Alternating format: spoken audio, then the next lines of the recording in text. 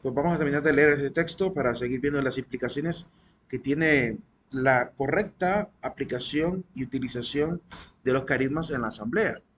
La frase más fuerte de Pablo, es decir, que si yo entro a una asamblea siendo infiel y escucho a la gente orando en lenguas que no entiendo, ¿acaso no diré que están locos los que están ahí hablando?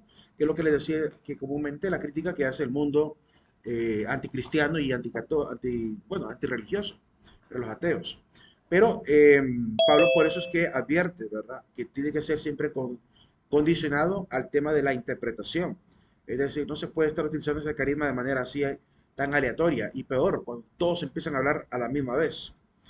Por el contrario, si todos profetizan y entra un infiel o un no iniciado, será convencido por todos, juzgado por todos. Los secretos de su corazón quedarán al descubierto y postrado rostro en tierra, adorará a Dios confesando que Dios está verdaderamente entre vosotros. ¿Verdad? Ese tipo de realidades son las que realmente vivía la iglesia primitiva. Es como ese texto de que leímos de Simón el Mago. ¿Se acuerdan cuando pedía por dinero el don del Espíritu Santo? Pues lo que hizo Pedro fue prácticamente profetizarle, decirle, tu corazón está lleno de hiel, ¿verdad? Y vean la reacción de Simón. Una vez que Pedro le profetiza sobre su propia vida, sobre cómo está él en su condición espiritual, se ve arrepentido, se ve, ¿cómo se puede decir?, atemorizado, ¿verdad? Y eso es lo que dice Pablo aquí, ¿verdad? Postrado rostro en tierra, adorará a Dios confesando que Dios está verdaderamente entre vosotros. ¿Qué concluir, hermanos? Cuando os reunís, cada cual puede tener un salmo, una instrucción, una revelación, un discurso en lengua, una interpretación, pero que todo sea para edificación. Cuarta vez que Pablo menciona la palabra edificar. Si se habla en lengua, que hablen dos, a lo más tres, y por turno, y que haya un intérprete por turno, no es a veces relajo que se logra ver en algunas iglesias. Entonces dice Pablo, si no hay quien interprete, guárdese silencio en la asamblea, hable cada cual consigo mismo y con Dios. Entonces, si no hay quien interprete en don de lenguas, no hay que hablar en lenguas, ¿verdad? Se queda uno callado orando al Señor, sintiendo ese gozo en el interior.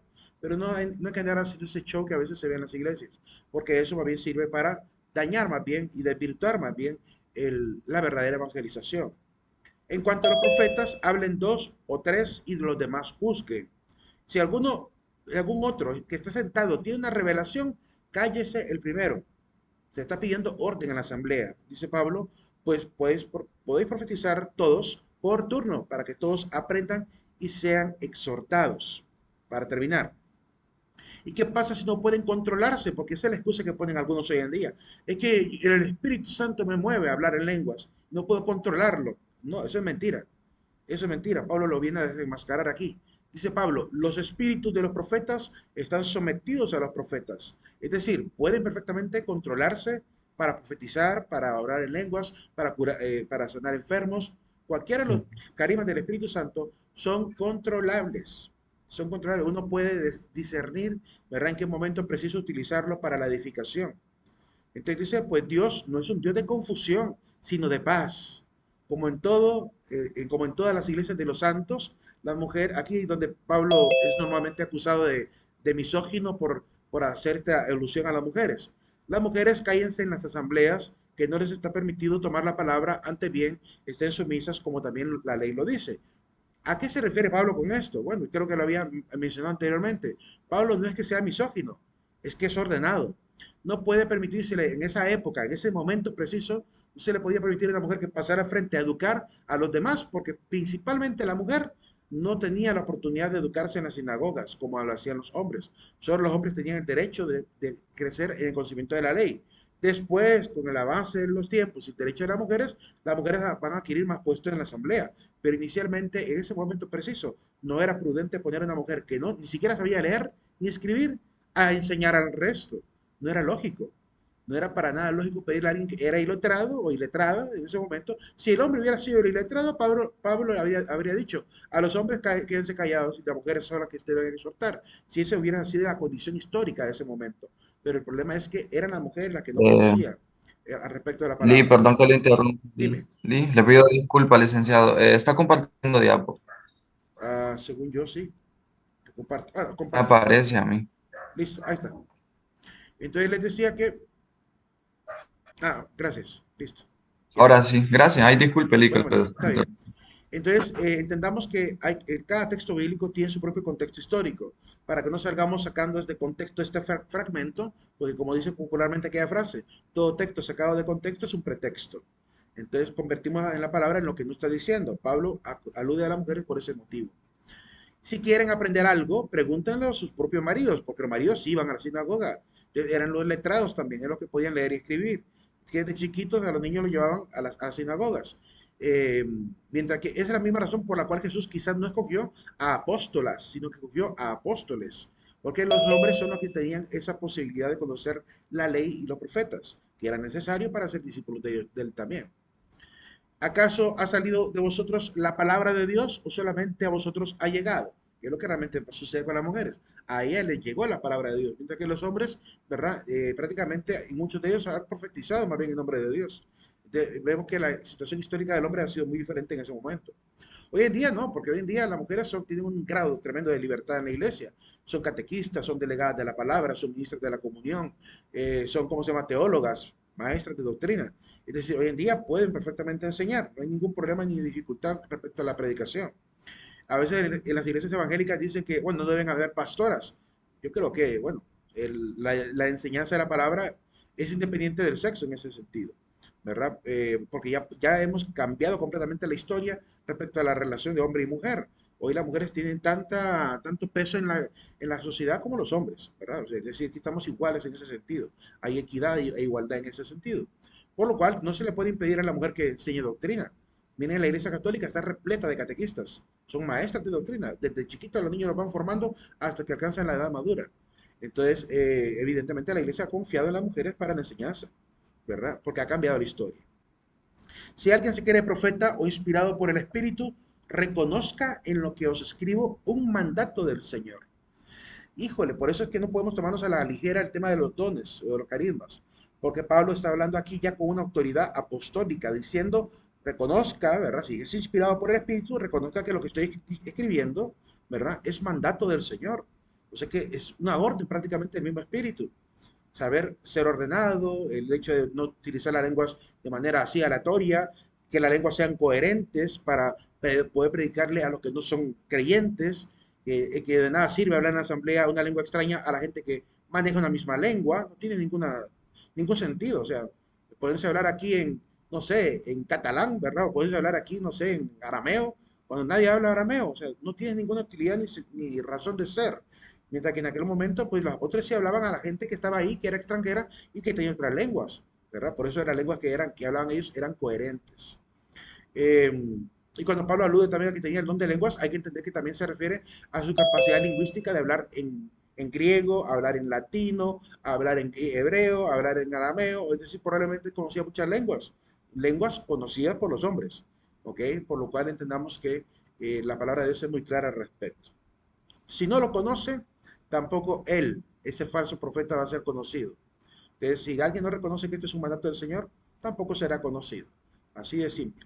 Por tanto, hermanos, aspiren al don de profecía y no estorben a que se hablen lenguas. O sea, que se hable, pero con estas reglas que él ha estipulado.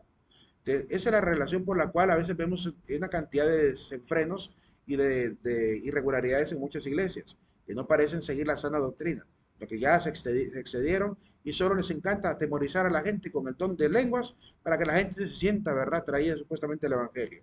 Pero lo que hacen es más bien alejar a la gente que debería ser convertida. La gente que está dentro pues cae más sumisa y atemorizada, pero la gente que está afuera nunca va a creer. Nunca va a creer porque, como dice Pablo, van a pensar que están locos, ¿verdad? Y entonces, en ese sentido, hay que tener mucha prudencia con lo que hacemos en las iglesias. Pero hágase todo con decoro y orden. La Iglesia Católica, por ejemplo, cuando se celebra sus asambleas, si se fijan, las celebraciones católicas son bien ordenadas, ¿verdad? Una liturgia bien estructurada, bien planificada.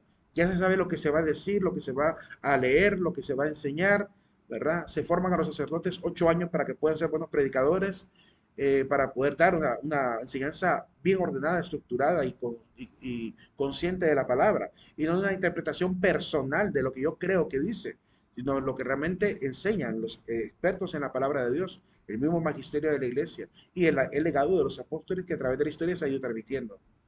Entonces, no es para la celebración de Dios, no es un relajo, no es un relajo, pero la gente a veces se olvida de estas recomendaciones apostólicas y ya termina haciendo lo que no conviene.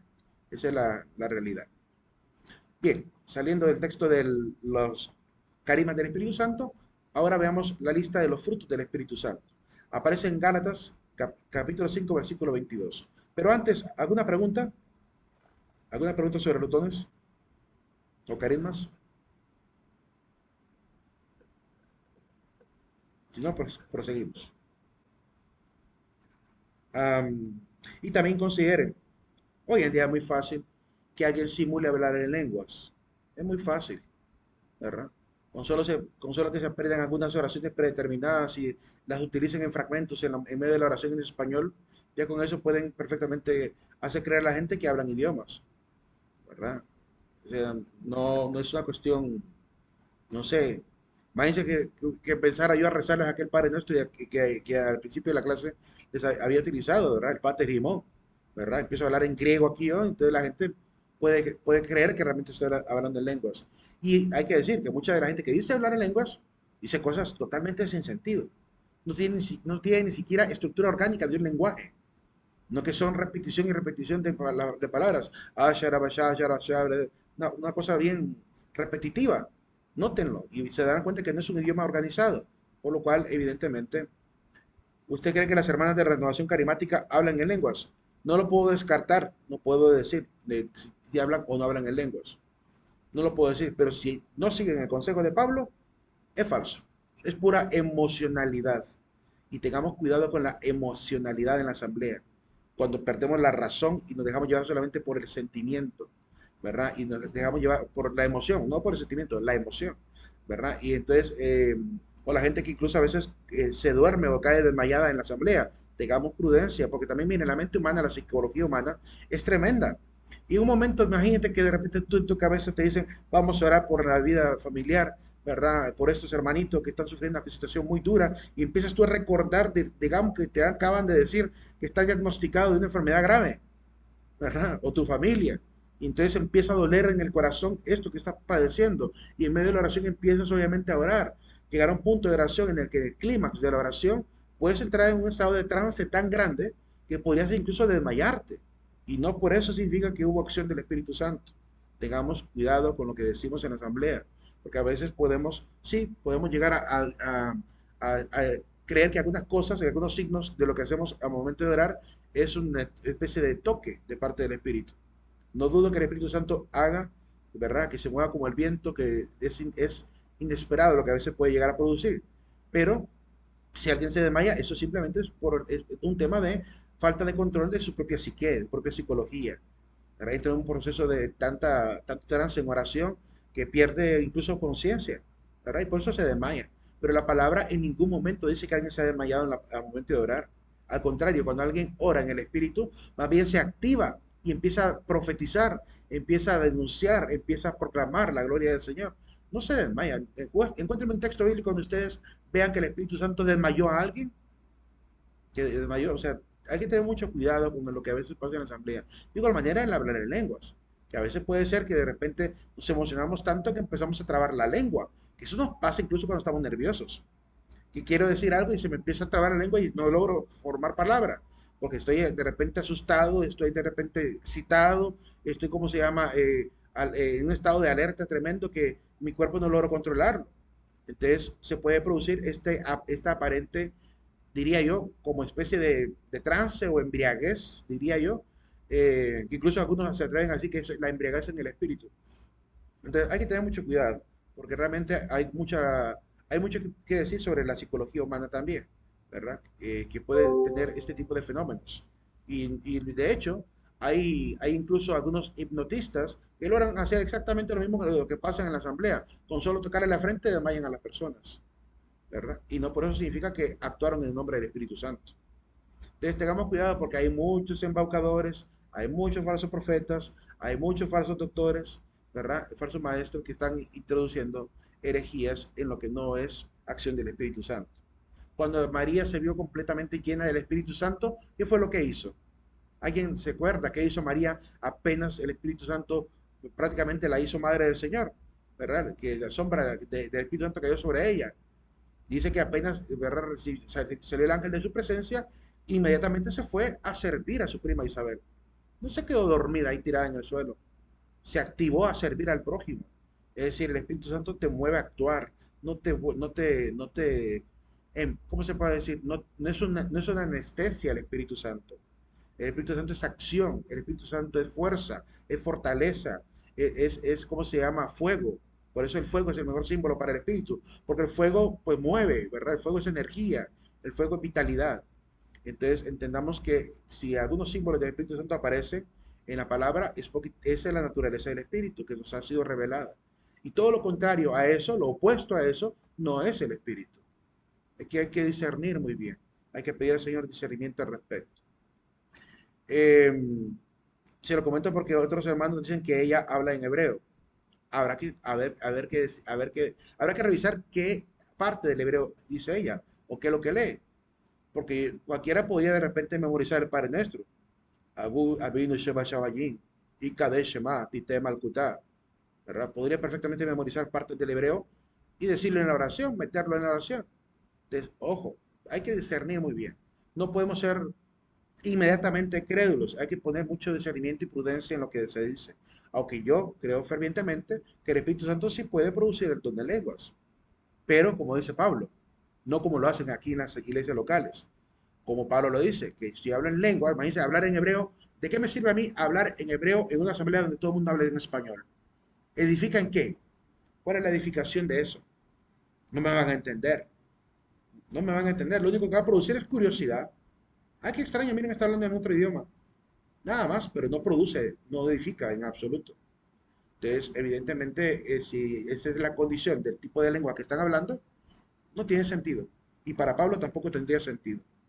Entonces, yo prefiero seguir los consejos de Pablo que lo que la gente quiera creer por emotividad, ¿verdad? Utilizo más la razón pensando en lo que Pablo dice, más que en la emocionalidad del momento, ¿verdad? Yo también estuve en la renovación carismática, desde los 8 años hasta los 15 años estuve en renovación carismática.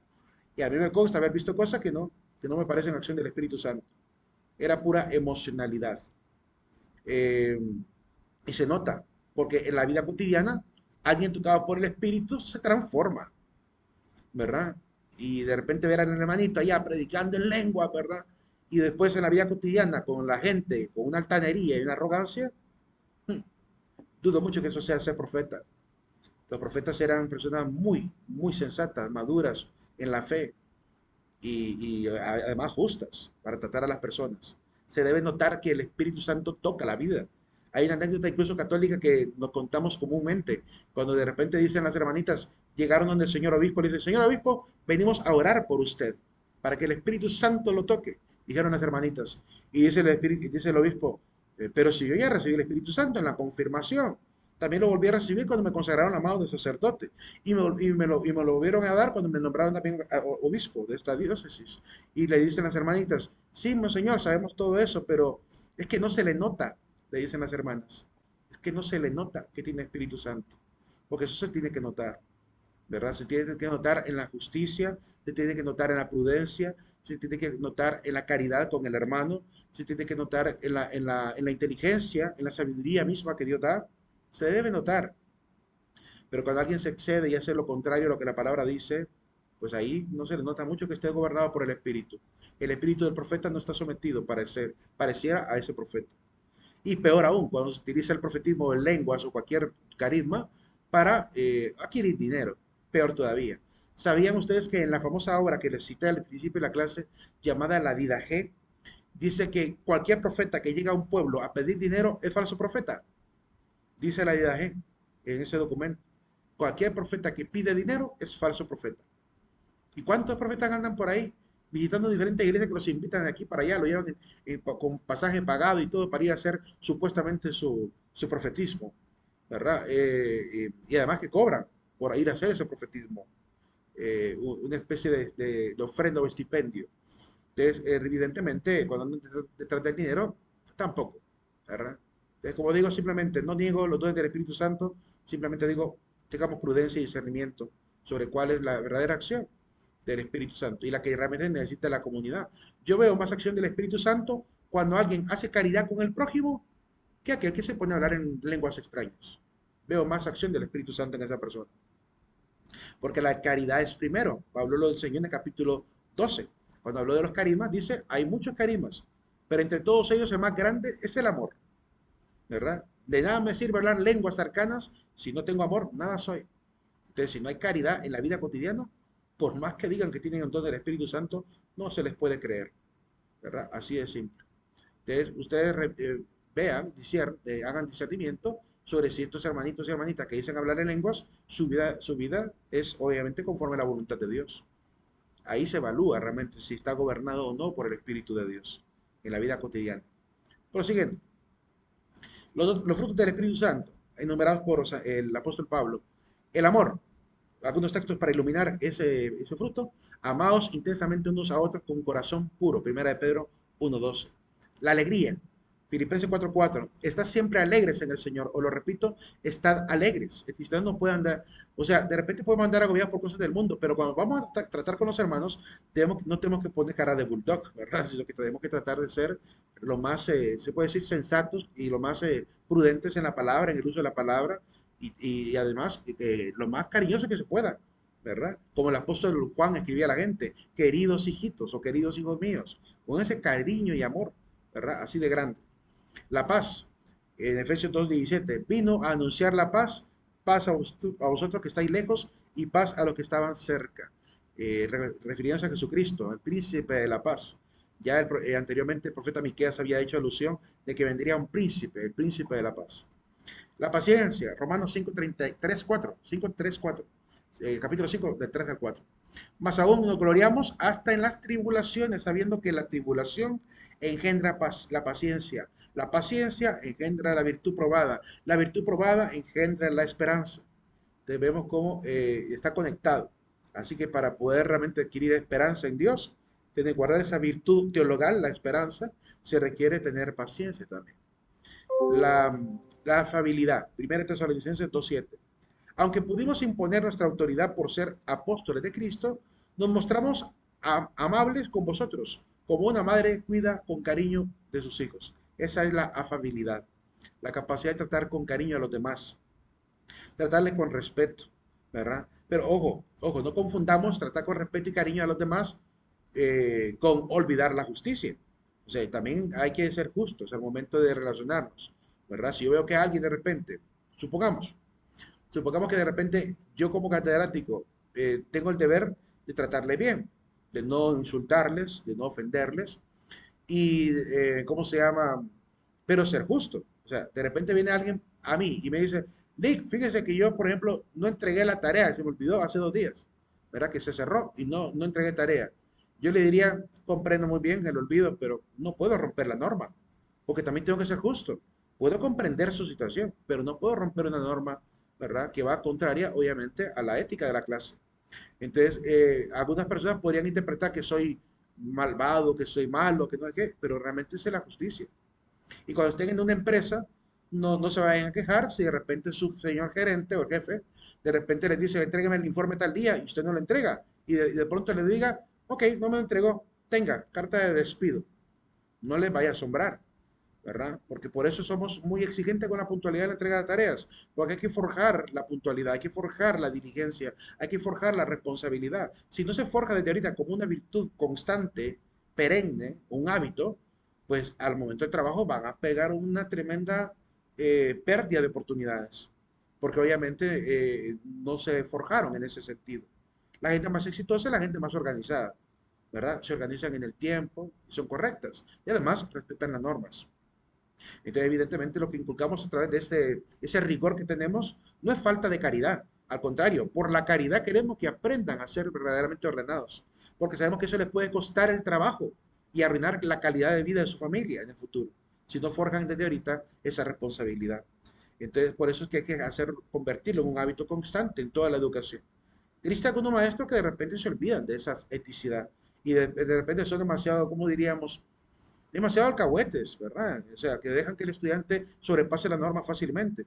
Lamentablemente, si hay catedráticos así en esta universidad, qué triste, ¿verdad? Porque realmente la ética debe forjarse. En ese sentido, no podemos confundir la amabilidad y la afabilidad con la injusticia, ¿verdad? Con el ser injustos. No, la justicia también debe formar parte de las cualidades del cristiano. La bondad. 1 Corintios 4:13. Si nos difaman, respondemos con bondad. Hemos venido a ser hasta ahora como la basura del mundo, el desecho de todos. Y realmente eso le toca a veces al cristiano, al buen cristiano. Al que hace la cosa correcta, al que habla con la verdad, comúnmente es tratado mal, es desechado, ¿verdad? Es repudiado.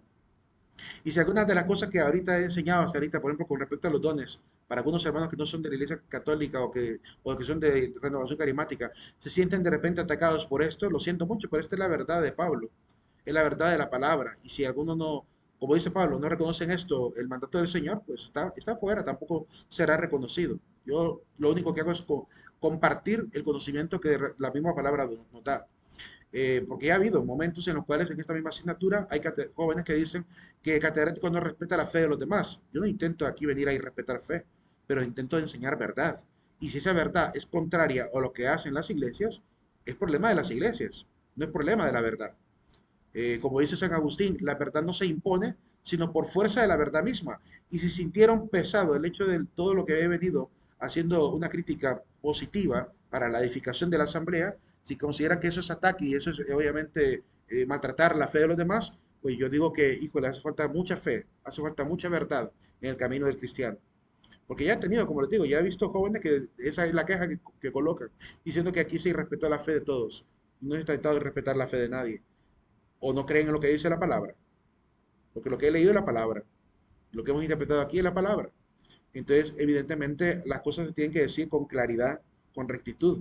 Como dice Santiago, que tú sí seas y que tú no seas, no, no con ambigüedades, no andar teniendo temor por herir susceptibilidades, porque Jesucristo tampoco se tocó el corazón para enseñar verdades, aun cuando herían susceptibilidades. A los mismos fariseos, a los señores maestros de la ley, ¿cómo les llamaba? Hipócritas, raza de víboras, sepulcros blanqueados.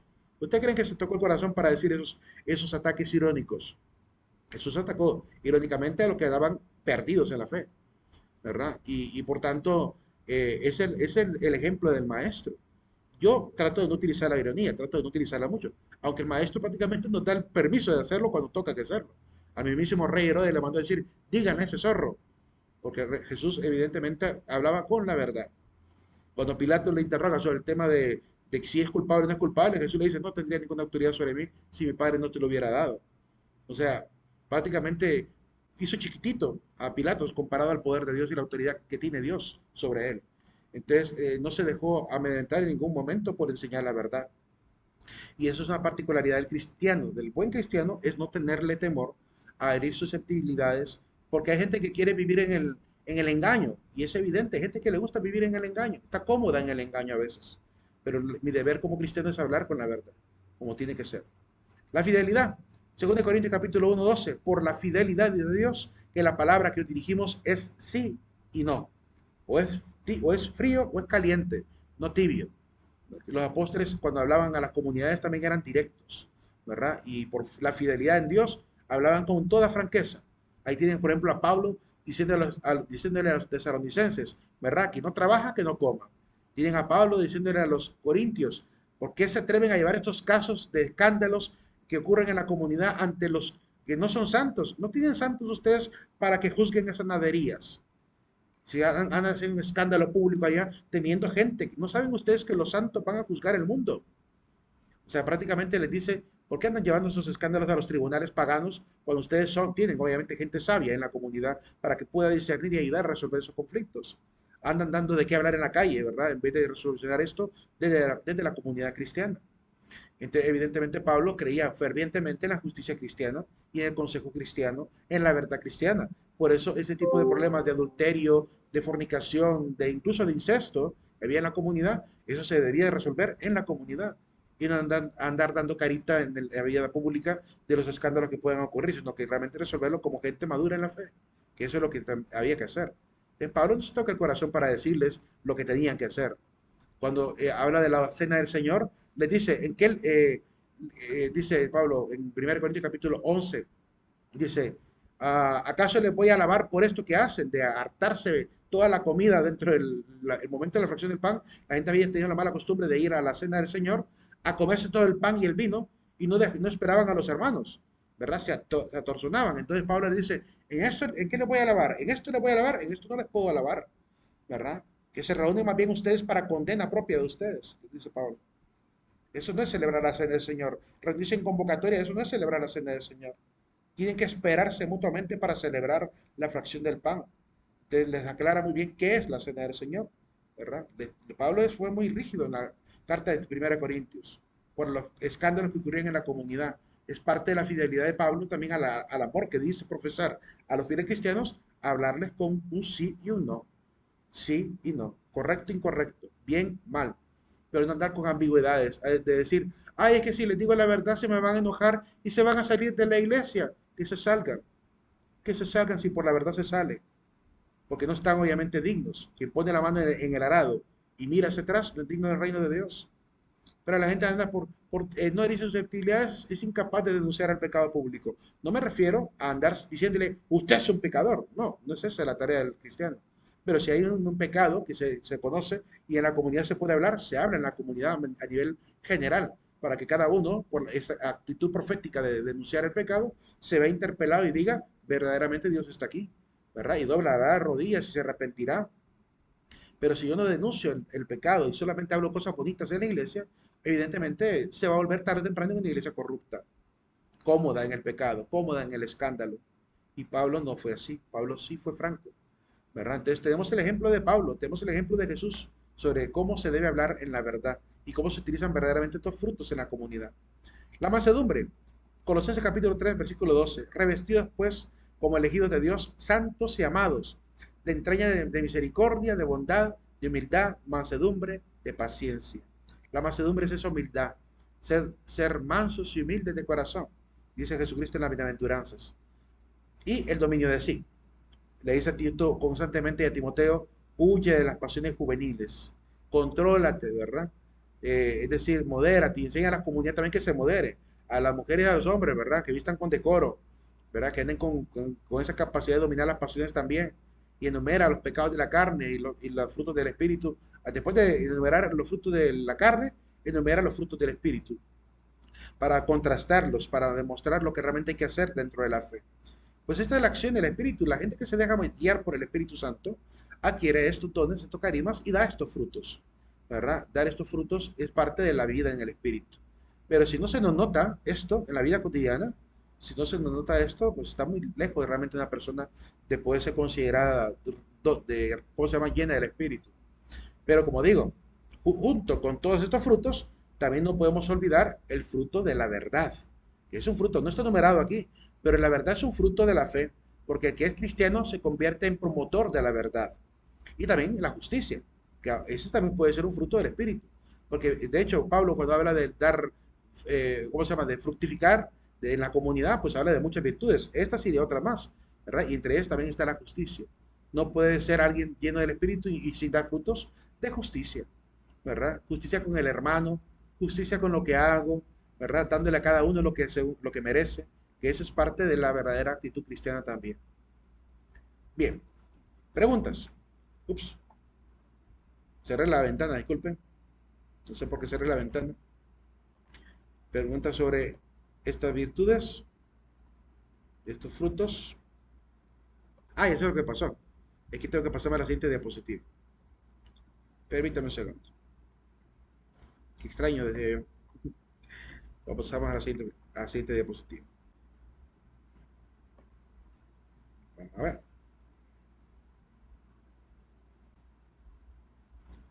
Aquí, aquí, acá. Bien. Pasamos al siguiente tema. Vamos a hablar de la Iglesia Católica.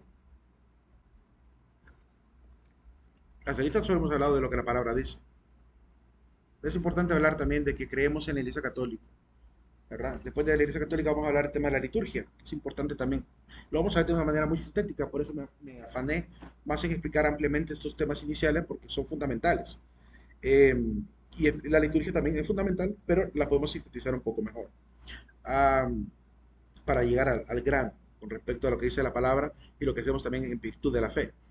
¿Qué es la iglesia? ¿Quiénes la conforman? ¿Cuáles son las notas de la iglesia que caracterizan? ¿Y cuál es el papel de María en la iglesia? Vamos a tratar de sintetizar la numeral de 748 a 1019. hay que entender, miren, cuando uno lee la palabra de Dios y por ejemplo lee de Eclesiástico 44 a 50, uno reconoce que el pueblo de Dios estaba llamado a ser convocado como verdadero pueblo de Dios.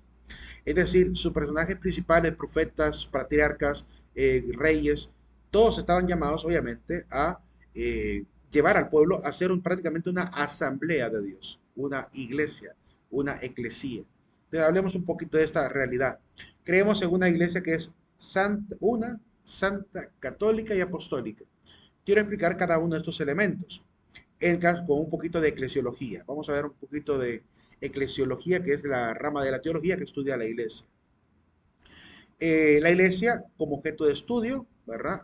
Ha sido pues un tema de mucha reflexión a lo largo de 2000 años. ¿Cuál es la naturaleza de la iglesia? ¿Qué nos dice la palabra sobre la iglesia misma? Y hemos llegado a ciertas conclusiones. Permítame, esta parte histórica decidí que no la voy a dar. Voy a saltarme la parte histórica, permítame un pequeño detalle, ¿verdad? Eso era sobre el tema de los diferentes tratados que han habido a lo largo de la historia, ¿verdad? No, no compete verlo acá, esa parte sí la oculto. Permítanme un segundo. Es que a veces también he ocupado esta diapositiva para explicar la eclesiología. Ok, vamos a hablar ahora sí. Comparto lo de la potestad del Papa. Para que la iglesia pueda mantenerse unida, necesitamos un personaje que sea, que nos mantenga en la unidad. Cristo, por el Espíritu, nos mantiene la unidad. Pero hace falta también en la comunidad, por los iniciados, que todavía no han recibido, digamos, el Espíritu Santo, que necesitan dirección de parte del Espíritu, porque haya gente que guíe a la comunidad. Por eso Pablo se esforzó muchísimo por nombrar a muchos personajes para que estuvieran al frente de comunidades, como a Tito, a Timoteo, que los nombra como encargados de andar estableciendo a estos otros encargados. Cuando le dice a Tito, Pablo, en la carta de Tito, capítulo 1, creo que versículo 5, le dice, el motivo de haberte dejado en Creta fue para que acabaras de hacer lo que te pedí, de organizar lo que te pedí, y establecieras presbíteros en cada comunidad. Entonces, es decir, Pablo le pide que organice la iglesia de esa manera a Tito. Entendemos, por tanto, que Tito era un organizador aquí que supervisaba la comunidad, lo que Pablo prácticamente refiere en una lengua, una palabra muy, muy común en la palabra, en la carta de Pablo, que es la palabra episcopo. El episcopo es aquel que se encargaba de organizar, de observar cómo la comunidad iba avanzando. Pablo en sí mismo fue un episcopo, es decir, él anduvo supervisando todas las comunidades para que estuvieran bien organizadas y también encargó a Timoteo y a Tito de estas tareas. Así que entendemos por historia y también por lo que le escriben las cartas pastorales, que evidentemente les habla como si fueran realmente episcopos, supervisores de la iglesia, ¿verdad? La palabra episcopo significa eso, más adelante lo vamos a ver. Aquel que vigila, que supervisa, que obviamente organiza la iglesia. Ese es el que llamamos episcopo. Y los presbíteros, pues que evidentemente están al frente de la comunidad para guiar, evangelizar constantemente y vivir la fracción del pan con la asamblea, lo que realizan prácticamente los sacramentos de la iglesia. Jesucristo, cuando elige al apóstol Pedro, le da una potestad importante. Le dice a Pedro, ¿verdad? Bienaventurado tú, Pedro, le dice después de que Pedro hace una profesión de fe. Jesús había preguntado, ¿quién dice la gente que soy yo? Y Pedro levanta la palabra y dice, tú eres el Cristo, el Hijo de Dios vivo.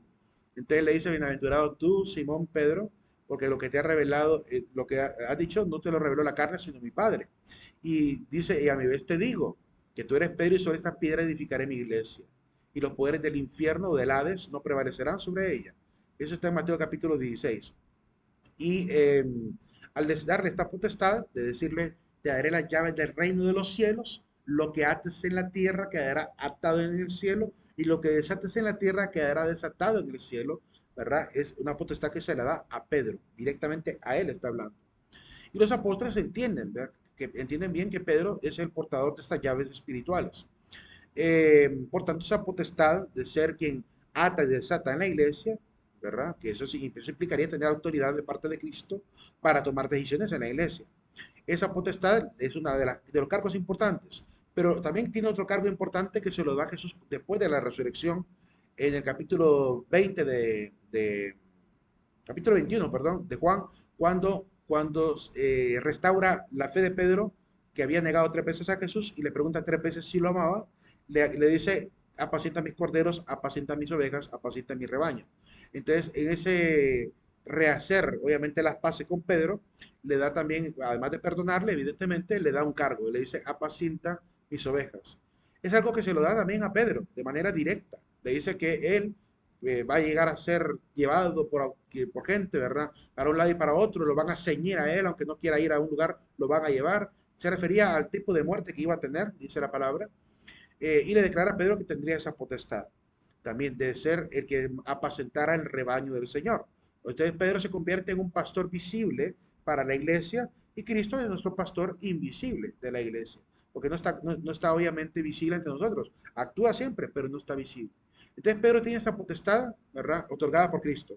El de las llaves, de atar y desatar, y el de ser el que guía obviamente a todo el rebaño universal que es la iglesia. Esa es la potestad a la que nos referimos. Dice el catecismo, se afirma que los argumentos filosóficos y exegéticos de la burla Una Santa de Bonifacio VIII son extraídos de una obra paralela de Jaime de Viterbo.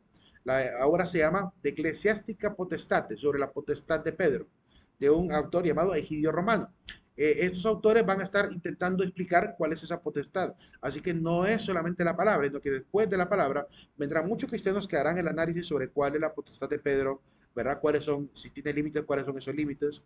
Y aparecen muchos tratados hablando de que el Papa es quien reclama o posee la potestad de la Iglesia, ¿verdad? En latín ahí aparece Papa qui potest dici ecclesia.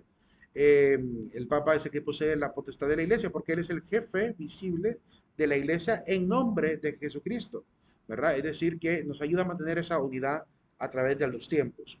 Y obviamente no es dueño de la Iglesia, es obviamente vicario de Cristo, es alguien que representa obviamente el papel de Pedro y obviamente Pedro era el que representaba a Cristo, así que en definitiva es vicario de Pedro, vicarius Petri y también vicarius Christi, vicario de Cristo, porque obviamente sustituye a Pedro, ¿verdad? Los sucesores de los, ¿cómo se llama? De los apóstoles siguieron nombrando al siguiente sucesor, ¿verdad? Como Lino, Sixto, Clemente, Cipriano, Macedonio, Anacleto, ¿verdad? Que son los primeros nombres de los primeros sucesores de Pedro, que estarían jugando el papel en Roma, ¿verdad? De mantener unida a la iglesia a pesar de la persecución, ¿verdad? Eran estos los que estaban al frente de la iglesia, haciendo el papel de Pedro y Pablo, ¿verdad? Unificando a la iglesia. En este sentido, pues la iglesia ha entendido, permítame que sigo presentando cosas que no quiero presentar, disculpe que tengo esa diapositiva todavía sin haber ocultado algunas cosas que no les compete a ustedes verlo todavía, ¿verdad? Y quiero pasar directamente a la parte bíblica. Vamos a la parte también que dice la iglesia, pero la parte bíblica también. Permítame un segundo. Ok. Ups. Se me apareció aquí una cosa, permítame. Un segundo. Es que si me meto a los detalles históricos, nunca terminaré de dar este tema. Así que quiero omitirlos y solo entrar a la parte doctrinal nada más. Ok, ahora sí. Vamos a compartir nuevamente esta parte. Bien, respecto al tema de la iglesia, pues la iglesia tiene tres vínculos. El vínculo de la fe, el vínculo sacramental y el vínculo jerárquico, que nos mantiene unidos, ¿verdad? Junto a este que representa a Pedro. El vínculo de la fe, dice el numeral 14 de la eh, Constitución dogmática llamada Lumen Gentium del Concilio Vaticano II, el Sagrado Concilio pone ante todo su atención en los fieles católicos y enseña, fundado en la Escritura y en la tradición, que esta iglesia peregrina es necesaria para la salvación, pues solamente Cristo es el mediador y el camino de la salvación, presente en nosotros su cuerpo, que es la iglesia. Es que hubo una época en la cual decían que fuera de la iglesia no hay salvación. Es decir, si alguien se salía de la Iglesia Católica, no se podía salvar. Eso es la convicción que había en aquel momento. Y después hubo una serie de críticas al respecto de eso, cuando aparece el protestantismo, y entonces la Iglesia aún vuelve a ratificar por qué dijo esto en aquel momento. Porque evidentemente, si yo no formo parte del cuerpo de Cristo, es decir, de la asamblea de la Iglesia de Dios, y me salgo para fundar mi propia iglesia, evidentemente estoy fuera realmente del Evangelio, fuera realmente de lo que realmente es la comunidad. Por lo cual, siendo la iglesia el sacramento de Cristo mediante el cual adquirimos la salvación, porque es la iglesia la que enseña a Cristo, ¿verdad? Es la iglesia la que enseña que Cristo es el único mediador, pues si no lo adquiero obviamente por medio de la iglesia y simplemente me devano en teorías personales, claramente estoy fuera de la iglesia y por tanto también fuera del camino de la salvación, que esto es lo que la iglesia está diciendo. Eh, por lo cual, no podrían salvarse quienes sabiendo que la Iglesia Católica fue instituida por Jesucristo como necesaria y rehusaran a entrar o no quisieran permanecer en ella. Esto es bastante interesante y fuerte de parte de la iglesia. Y lo sostenemos hasta el día de hoy todavía. Creemos que aquella persona que sabiendo que la iglesia es la histórica, la iglesia cristiana histórica, que desde el principio ha mantenido una historia constante, continua y respaldada por los mismos argumentos históricos y textos históricos y personajes históricos, obviamente cualquiera que sabiendo todo esto no quiera permanecer en ella, a pesar de los altibajos, a pesar de algunas incongruencias, porque la iglesia cristiana siempre ha tenido incongruencias. ¿O no recuerdan que hubo un apóstol que negó a Jesucristo? ¿O no recuerdan a Pablo regañando a los corintios y a los tesalonicenses? Es decir, a veces la gente cree que estar en la iglesia de Jesús es estar en una iglesia extremadamente pulcra, extremadamente pura, donde no hay ni un tan solo problema ni error. Sin embargo, estar en la iglesia de Cristo implica también reconocer que hay a veces cosas irregulares, como Pablo lo vio y lo decía. Así que en la comunidad que conoció Pablo de Corinto, habían adulterios, habían escándalos sexuales, había incesto incluso, ¿verdad? En las comunidades donde él estuvo. Y les regañaba y obviamente les exhortaba a cambiar ese estilo de vida que llevaban. Porque siendo ya cristianos, ya habiendo recibido el bautismo, seguían dando esos escándalos. Entonces, no hay que tener los pies bien puestos sobre la tierra.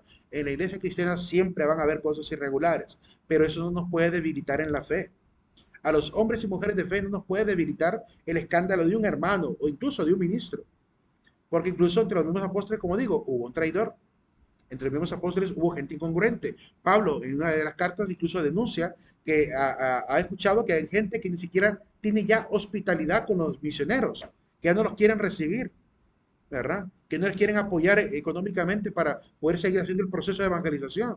O sea, Pablo incluso llega incluso a decir que aquel que se afane de la evangelización merece doble remuneración para, de alguna manera, exhortarle a aquellos que de repente decían, ay, no, estos andan aquí por dinero.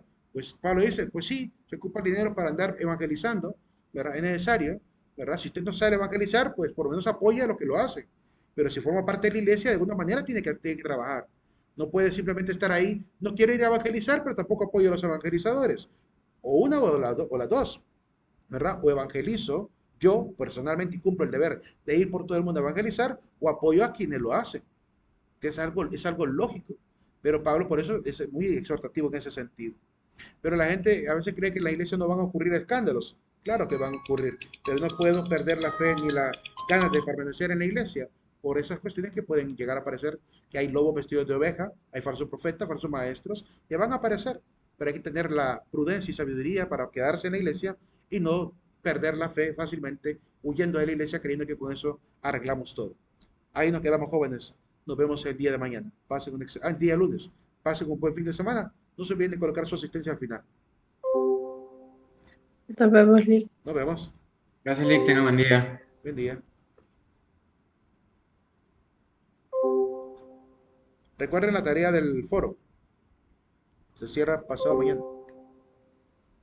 Lee, Dime. tengo una pregunta sobre esa tarea. Ya la completé, pero además de poner un versículo bíblico, también tenemos que poner un comentario propio de uno.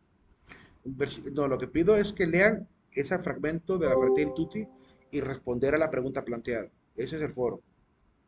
Hay un fragmento que No, es. del control de lectura, le digo. No, en ese caso solamente requiero que coloquen la cualidad de Jesús con la cita donde la encontraron. ¿Qué cualidad Ok, encontraron gracias, en qué Lee. parte de la Biblia? Bueno, Ok, en la carta gracias. que di, mejor dicho. Ok, Ok, gracias. bueno,